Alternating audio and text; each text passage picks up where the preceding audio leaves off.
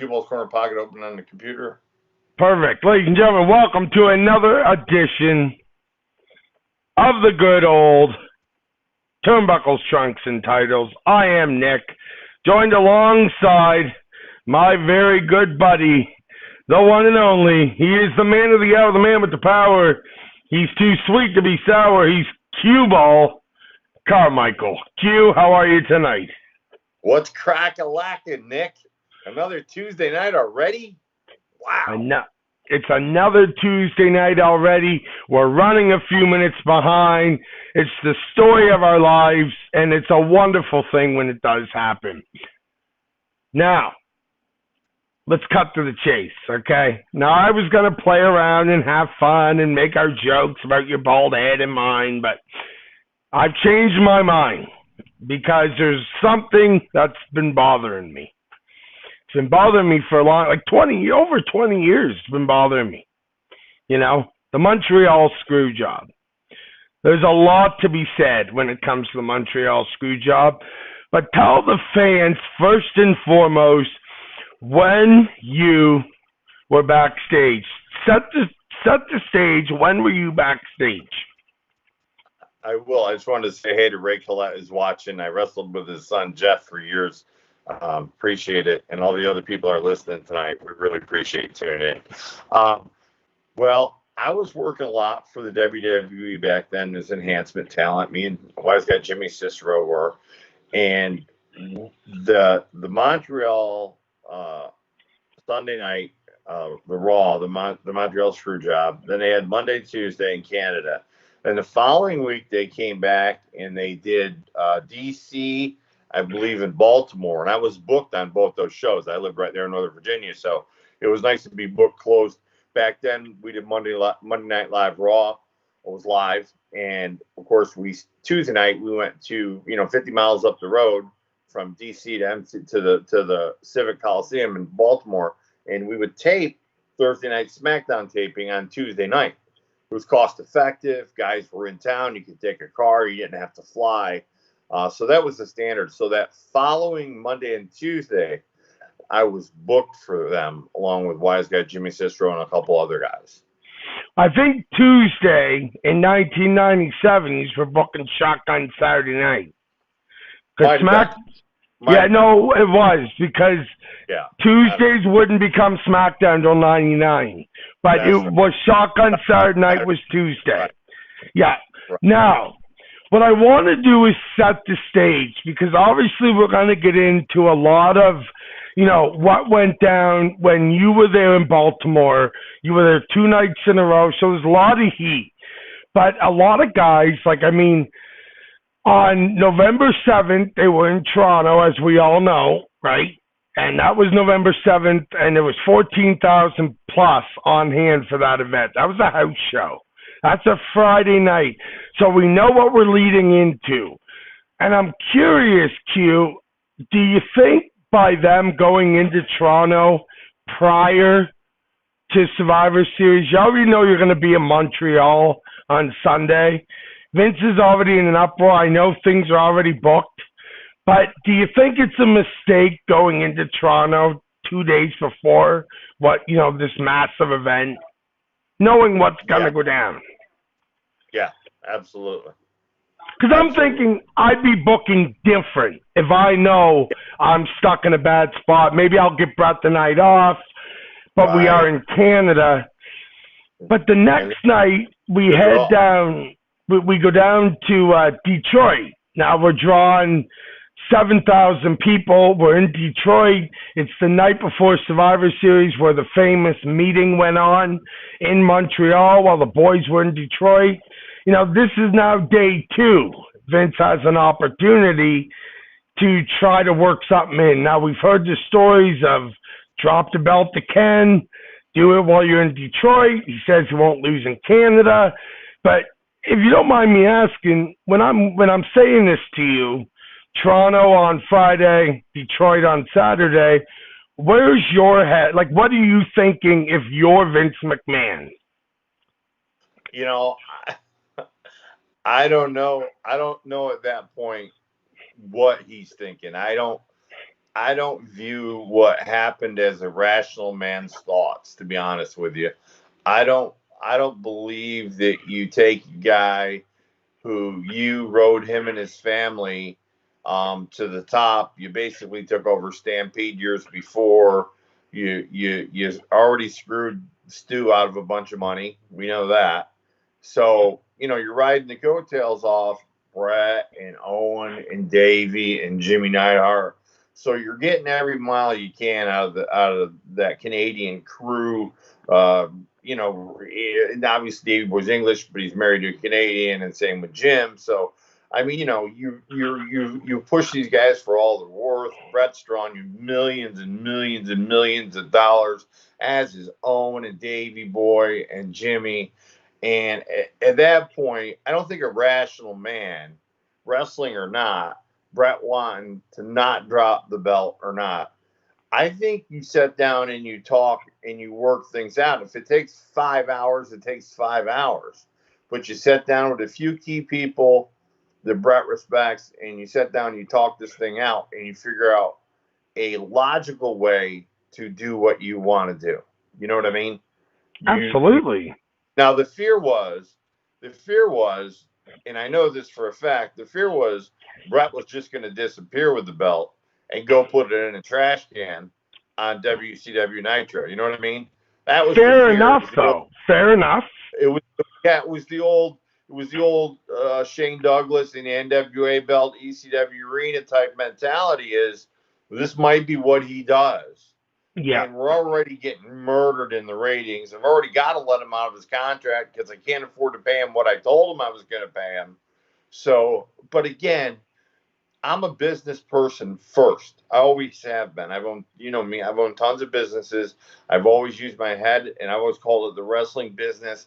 And I've always made business-based decisions in wrestling. And I've understood business-based decisions in wrestling. This decision, I didn't understand. I still can't today understand it. I don't know how you come to this conclusion that the right thing to do is to screw Brett. And by the way, Davey Boy, Jimmy, and Owen are staying. You know what I mean? Yes, I do, and we're gonna get to that. Yeah, I don't get that decision, so I can't in my head of heads, I can't rationalize how you could not have worked something out. And my thing is too, and I the week before on November 3rd, they're in Hershey, Pennsylvania. Okay, and at that point, they're drawing a 2.6. So we're not talking a lot of people. No. You got 2.6 in the rating. Right. You're in Hershey, Pennsylvania. Why are they just not taking the belt off from then? I get we're going to Montreal. That is the head of this whole pimple on their ass, if you will. Okay, I get that. But if you're in Pennsylvania on Monday, SummerSlam, Survivor Series is a week away. You draw a 2.6 rating. You've got something like, what is there, like 11,000 probably in that building, maybe. So why not drop the belt there? Why not get the belt off him? Why the need to do it in Survivor Series in Montreal? I mean, just so much there. You know what I mean? There's so much meat on the bone to why. Well, and it's almost to me like, look, the most disrespectful thing you could do is screw a Canadian champion who you've made tens of millions of profit off his family, and you're going to screw him on his home turf. I don't get it. I'll never understand it. I'll never understand. I don't know what went on before that. I know everything seemed fine. I don't know.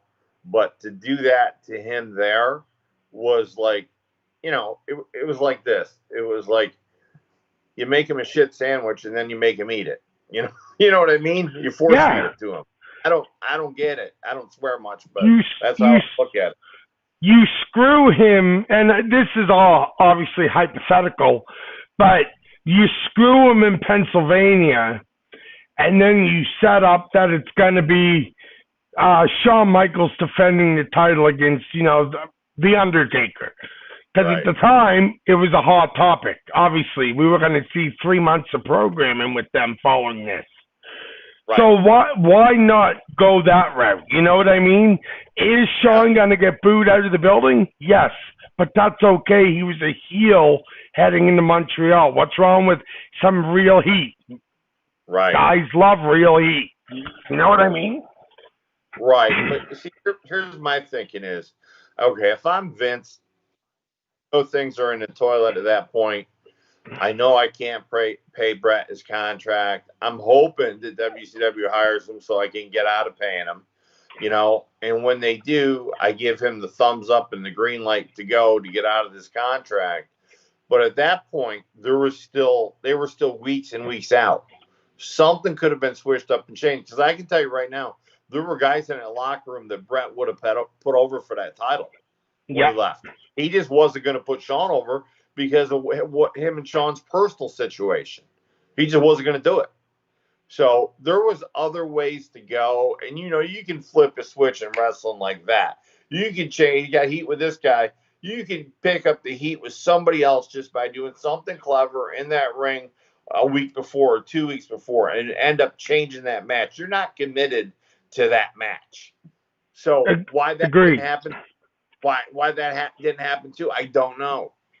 I mean, I think that to a certain degree that Vince is a control freak. He couldn't control the direction of the company at that point. He couldn't control the ratings. He wasn't filling buildings. What he could control is how he ended up screwing Brett over and thinking that he was going to get completely away with it. I think that's his mentality. Now, they roll into Montreal. You've got a sellout building there, 20,000 and some change. You've got 18,000 and some change that paid for this event. You're in that building. It's showtime. You know that Shawn Michaels, they're putting the belt on him. Brett don't know that, but Shawn does. Right, Shawn knows. What do you suppose is the final, the 11th hour when Vince says, okay, we're doing this regardless? Now, we've heard Cornette's story about, I didn't go to the booking meeting on Saturday night. I looked at Vince after it was over and I said, do you have a finish for the Shawn and Brett finish? He said, yes, I do. And Cornette said, great, that's all I want to know. And he left the building and showed up for the Molson Center the next night in Montreal. When do you suppose Vince says, okay, we're going in, we're rolling with it, we're going to screw Bret Hart in his own country, in Montreal?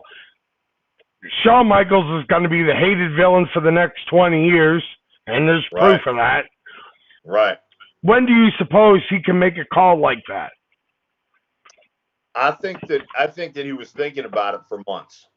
I don't think it was for weeks at least. I don't think it was.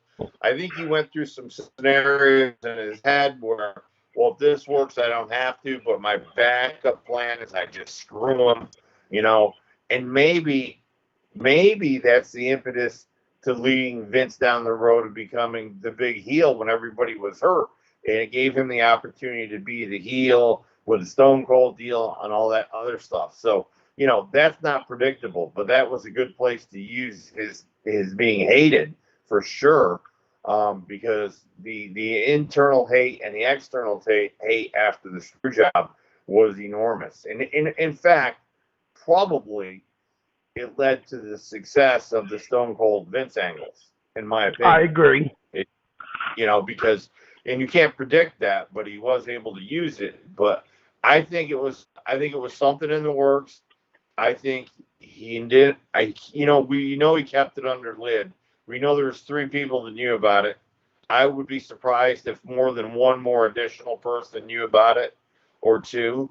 I for sure think it was less than 5 people because, Brett was too well respected amongst the boys. If any of the boys found out, somebody was going to give him the word up, So for me, I think it was a kept close to the vest thing, and last minute Vince said, "This is what we're going to do."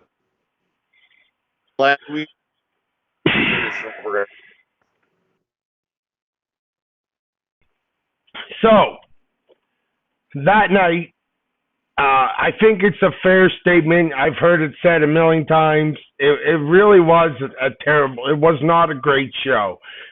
Jim and the Bulldog were thrown into a Team Canada match with LaFawn, and I think it was No, I can't remember who else was with them. It might have been Philip LaFawn or Doug Furness and Philip LaFawn. Anyway, match was not great, and everyone knows that it was, and it just was not a good night. Fast forward, we see Stone Cold Steve Austin and Owen Hart, the second match since the Survivor or SummerSlam, when Austin got dumped on his head. I would probably call that second of match of the night, next to Brett and Sean, as terrible as that sounds, but it's true. Yeah. And accidents happen, and that was an accident. Yes, it was, 100%. Now, the next night, and this is where I thought things got interesting. The next night, they draw a 3-point, they draw a 3.4. But they're in Ottawa. So we screwed Brett in Montreal on Sunday. We're going to stay in Canada. Now, for heat-wise, we saw how much Sean loved the heat that night. But you're not beating Nitro, because we all know that wouldn't happen until 98. But what would you do if you know you just screwed him? You know that things are high and tempers are storming. Mick Foley went home. He was crying, and it had nothing to do with him. He was upset. And we're going to cover the rumor and the innuendo about, Neidhart quit, Bulldog quit, and Owen quit. We're going to cover that in a minute, okay? As of right now, they quit apparently, because that's what was everywhere. Every dirt sheet was covering it. They all left together. They've all quit. So we go into Ottawa. We know what happened that night. Not a whole lot of anything other than you screwed Brett. The next night, they're in Cornwall, Ontario. So now we're continuing house shows in Canada. You screwed the biggest Canadian out of his, you might as well say screwed him out of his 20-year deal. You screwed him out of his title. And then you're going to continue this tour in Canada. I find it amazing. Here's the kicker, the main event of that house show. And you look it up, folks, if you don't believe me. It ended up being Stone Cold Steve Austin and Dude Love versus Owen Hart and Jim the Anvil Neidhart. So, it's Tuesday now, okay? We're already past Monday. Jim the Anvil Neidhart did not quit because he wrestled at this house show in Cornwall. Owen Hart, God rest his soul, wrestled this show in Cornwall. Q, if you're Vince, how quick are you getting out of Canada once you're done this deal? I'll probably get out fast with a large security detail. I'm probably hiring an independent contractor security detail, off-duty policeman to get out of there. Seriously. Well, it gets better. On November 12th, they're in Barrie, Ontario. Amazing. Now only Jim is there. Everyone else is gone. Now, you notice I haven't said the Bulldog's name now. Right. So maybe those rumors were true. Maybe he did leave with Brett. Right. But we already know Owen didn't. Owen stayed. Right. Yeah. But Owen's obviously at this point now, I think Owen went home.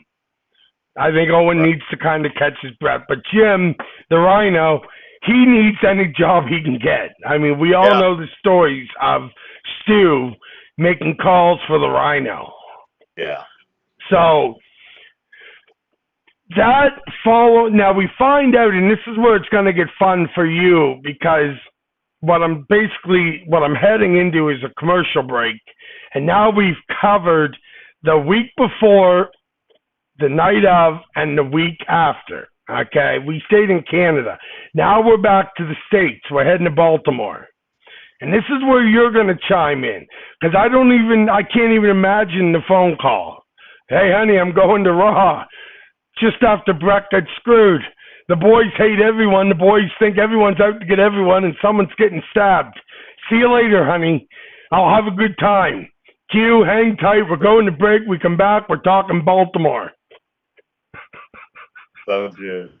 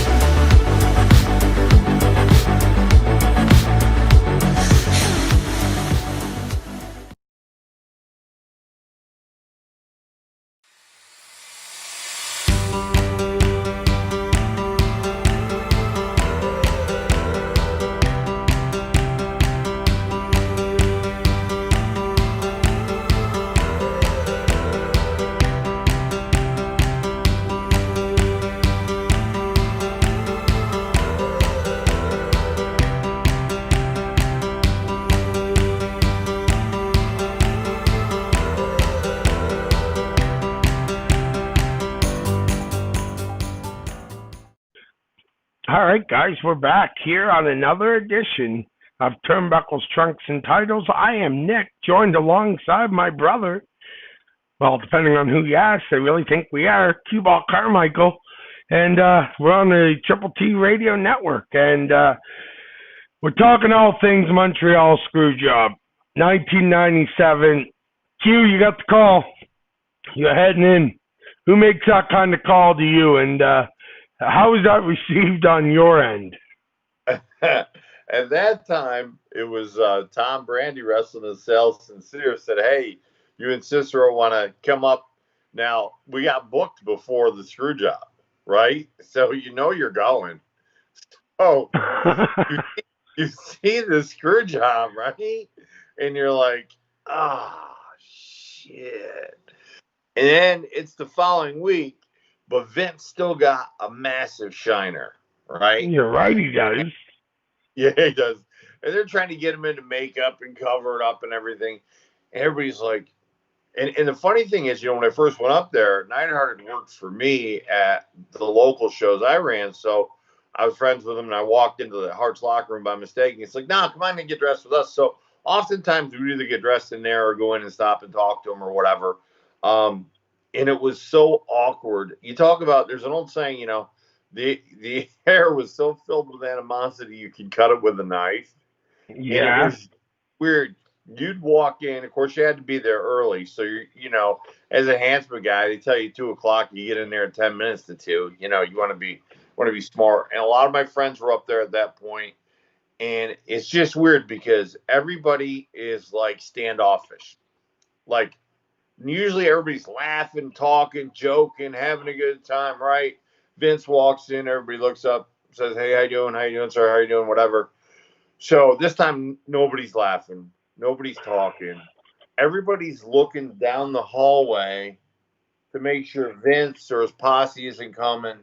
And they're like, hey, man, you see Vince's eye? And it's like, no, is it bad? Yeah. Don't look at it when he walks by. Don't look at him in the face, right? Don't look at him because you're going to look at the shiner.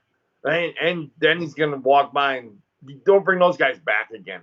So Oh, it yeah. was so weird. And I remember him, Vince has a strut, and that strut that he does in the ring or used to do back in the Stone Cold era, that's not really very much exaggerated. Vince is a big dude, and he's in a nice suit. So when he comes strutting down the aisle, he's got his entourage with him, right? And he's huffing it down there, and you see him coming, and you're like, man, I don't want to not say, hey, thanks for having us again. But I don't want to look at him and say, hey, thanks for having us again. I don't want to look at him and say hi. I don't want to make eye contact. Here he comes. I look up. There's a bathroom. Immediately, I walk down to the bathroom. Yeah, no doubt. Yeah, ducked in the bathroom, man. I didn't want to look at him. I didn't want to talk to him. I saw him later in the night. I couldn't duck again, but I saw him later. And how you doing, sir? Just kind of, how you doing, sir? Just like that, walk by. But it was weird because, normally there was a bunch of guys that would just gather. And a lot of us would watch, their monitor be set up backstage. And if you weren't working, which I didn't work either of those nights, I don't recall. I don't think so. I don't think Cicero did either. We were just there.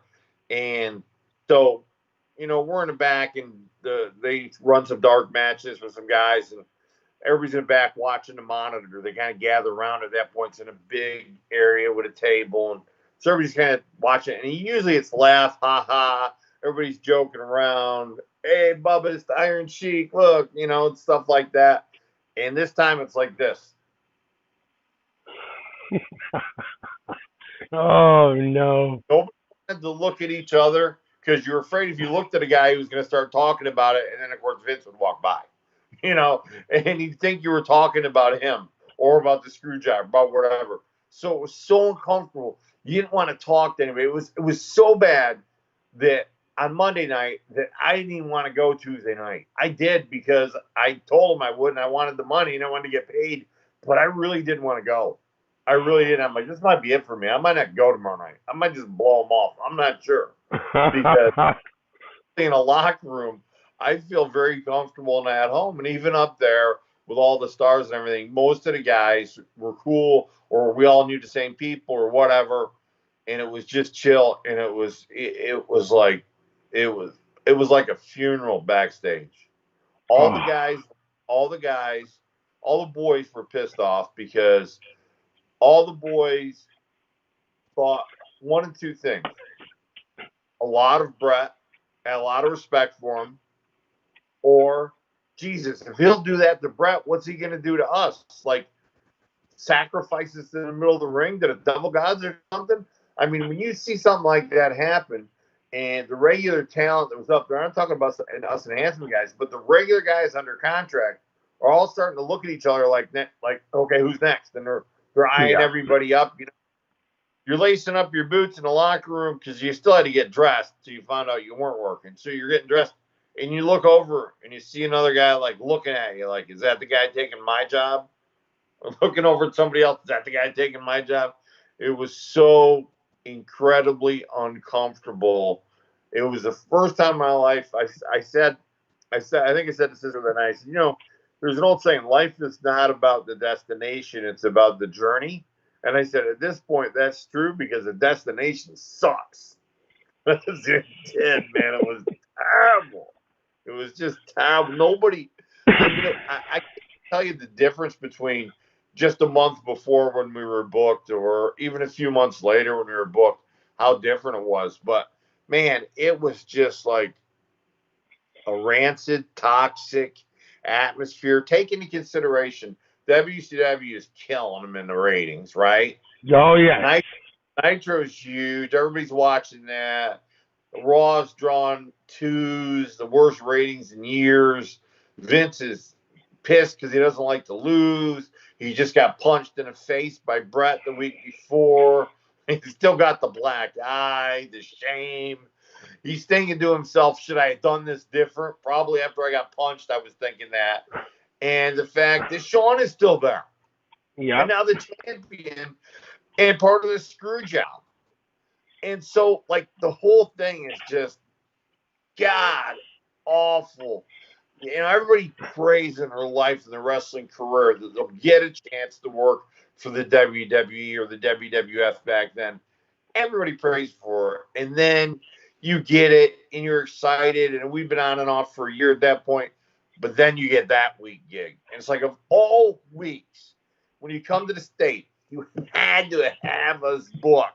And literally, you can't say no. You can't say your car broke down because the MCI Center is literally 10 minutes from my house, and Baltimore's less than an hour. So you can't even say 4 flat tires. I can't make it. You had to go, and it was. I just remember, I remember some guys were dicks anyway, but some guys were like extra dicks that week. And even the guys that were cool were like, how do you want to say? They had a lot of anxiety. They had a lot of stress. There was a lot of depression that showed in everybody's faces.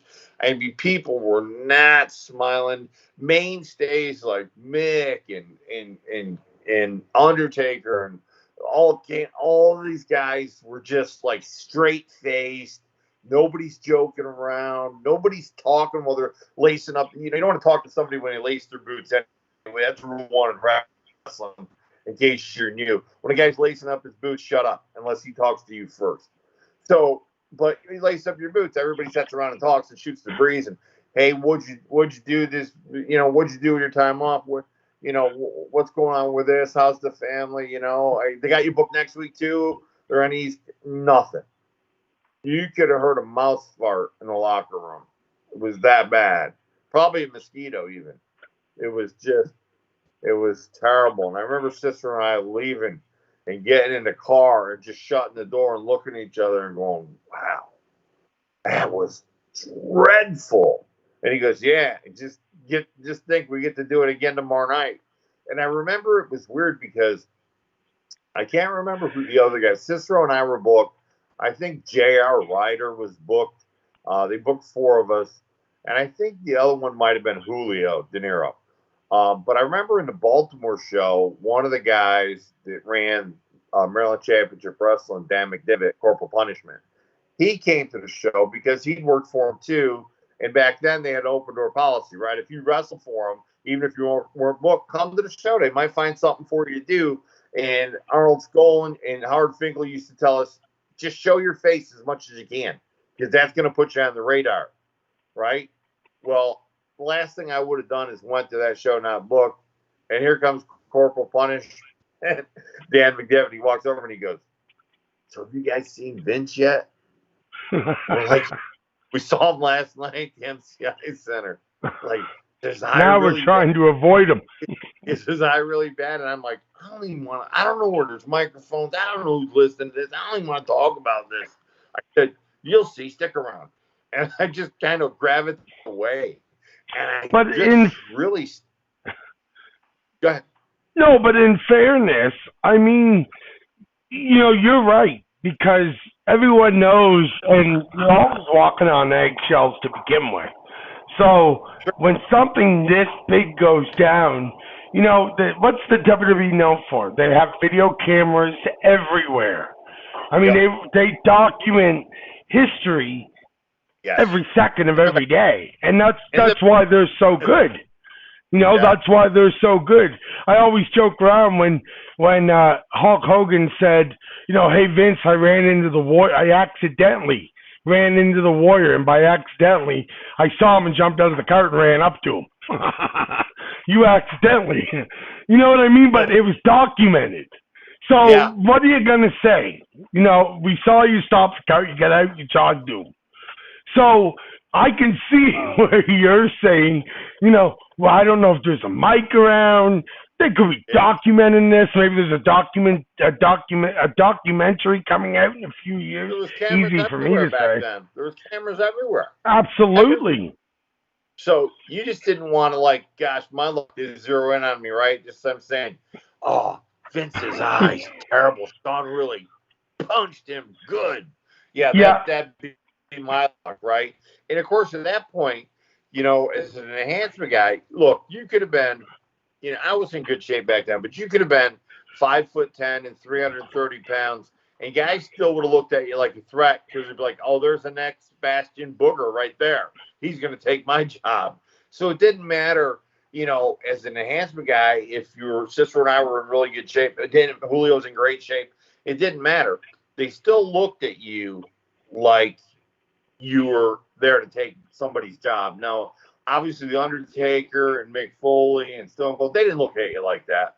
But there were other guys that were under contract that were regulars that traveled, that the guys, sort of undercard guys, they would look at you like, "Oh, I already hate you because you might be here to take my job. You might come up with some cool gimmick and go up and tell Vince, and he might like, 'Oh, great, I'd like to hire you. I need to get rid of somebody. That guy over there, gone.'" So you're already looked at. Every time you showed up, you were looked at kind of funny. After a while, they realized, "Oh, these are just the local guys, the enhancement guys. They're always showing up to the East Coast shows in New York or Long Island or Madison Square Garden or DC or Philly or whatever." So, they looked at you. They didn't look at you like that all the time. But in the beginning, they did. And that week, everybody was afraid that if you do that to Brett, nobody's job is safe here. Nobody. But in fairness about what you were just saying, the WWE was funny because you're in the Vince Russo era. That's where you're at. And for those that maybe are unfamiliar with it, or you've been living under a rock your entire life, but the Vince Russo era, Vince was for guys like you. He wanted everybody on the roster to have a part in the show. He wanted everyone on the roster to have a main event spot, whether it was the first match, second match, after intermission or before intermission, or before the main event. He wanted everyone. So in fairness, the boys are a little, trepidatious because you're there, but also because Vince Russo liked guys like you. You were looking for that spot on the card where Vince McMahon is going to say, "Yo, hey Russo, who do you like?" "Well, I like Chris Jackson. He's Q-Ball Carmichael. He's an excellent worker. Should see him in the ring. His footing is, you know what I mean? Like, so in fairness, they are a little paranoid, which we all know that wrestlers are just paranoid people. It would have been more like this. "Hey, I like Q-Ball because he can barely work, but he knows it. And he's funny. So let's do this. Let's put him in an elephant suit and call him the Elephant Man because he'll do it." But who's to say Q-Ball couldn't have been the Godfather? Yeah. Who's to say Q-Ball couldn't have been the Godfather?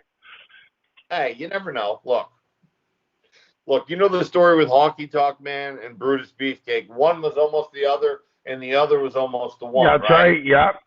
If that happened, you would have always looked at Wayne Ferris like he was Brutus, and you always looked at Brutus like he was a Honky Tonk Man, because either guy could have got the character over. It didn't matter. Yeah, I agree. The only time I ever say that would work, I always say that Hulk Hogan was the only one that could have made Hulkamania work. He's the only guy I say that for. Everyone else, well, no. I'm going to retract that statement. The Undertaker as well, because he's a homemade character that, not just anyone could have did that gimmick and got it over. So I mean that very serious. Not everyone can do their own gimmick, but you have a point when you say Wayne Ferris and you say Brudai. I mean, absolutely.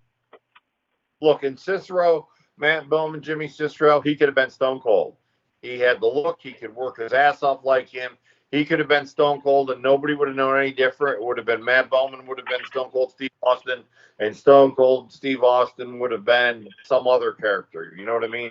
And Cicero could have pulled it off. The look and the muscles and everything. Yeah, exactly. So, So, Otto McFrost. Right. Well, it's like, look, I had a long conversation with Buddy Landell one time, and we were just shooting honestly with each other, and I'm like, out of all the guys you hung around your whole life, all those superstars and stuff, why did you pick me to be like your best buddy? He goes, "Well, I thought you picked me." I said, well, I did. I said, but we kind of gravitate. We both got the same attitude about life and things like that.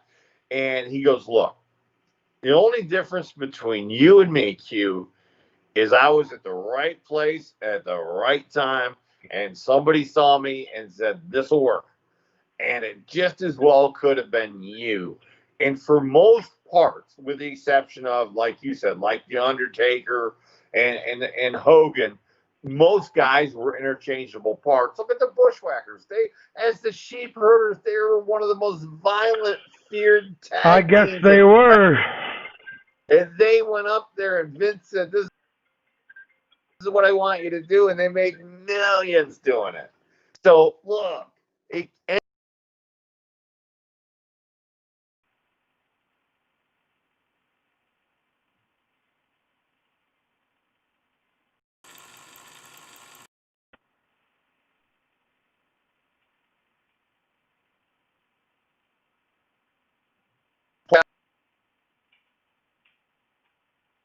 Um,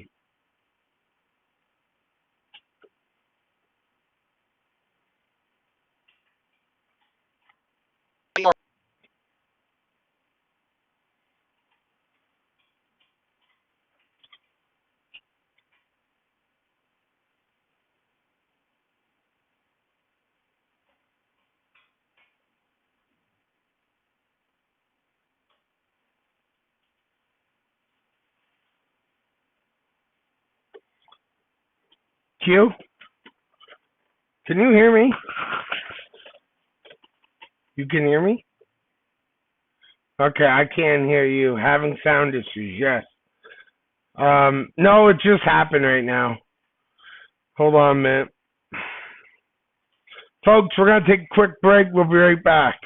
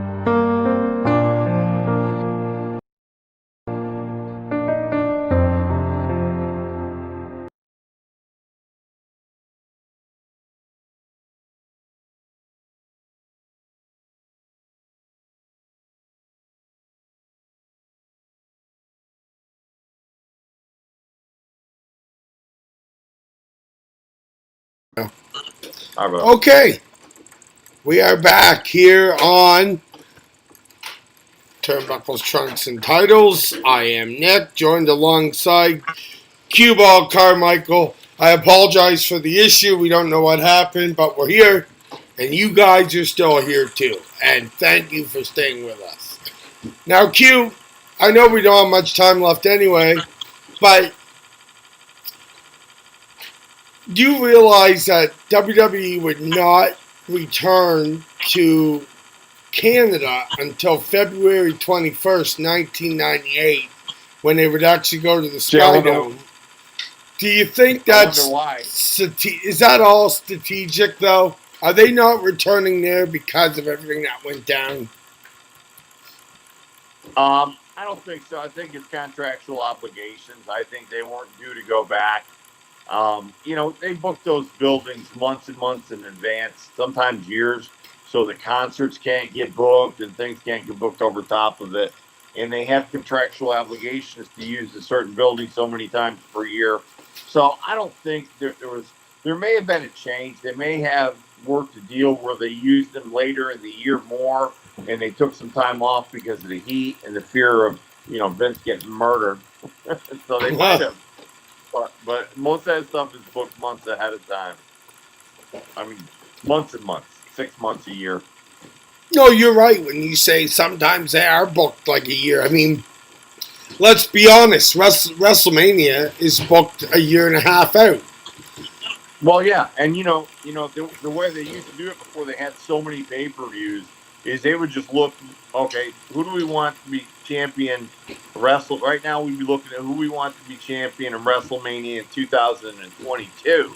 Yep. And how do we work our way backwards to put the belt on the right guy in 2021 so we can work towards that? And then they would work backwards. And that was a famous thing that Vince did for years, and Pat Patterson, all those guys, they always worked backwards.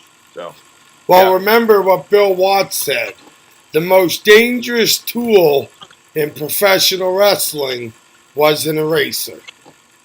True story. So, I mean, you're right. You know where you're going, but you always book backwards. Book from there back to the beginning. I mean, it was just a rule of thumb.